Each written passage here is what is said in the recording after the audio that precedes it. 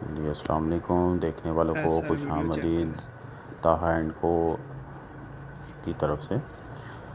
Tag solar ताहा and को का एक प्रोजेक्ट है जिसमें हम इस वक्त ये जो आप वीडियो देख रहे हैं इसमें हम 30 किलोवाट का एक फॉक्स इन्वर्टर के साथ इंस्टॉलेशन कर रहे हैं, जिसमें आप देख रहे हैं कि इत्तेफाक के गार्डर के साथ और यू क्लम्स के साथ लगाते हुए ये इसको इंस्टॉल किया जा रहा है। कंक्रीट का काम ऑलमोस्ट हो चुका है।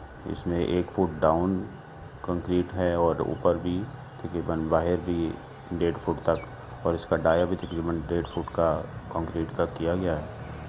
अभी काम जारी है। जैसे जैसे काम मुकम्मल होगा इंशाल्लाह आपको साथ साथ अपडेट करते रहेंगे।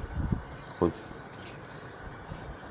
टैग सोलर की तरफ से बहुत शुक्रिया।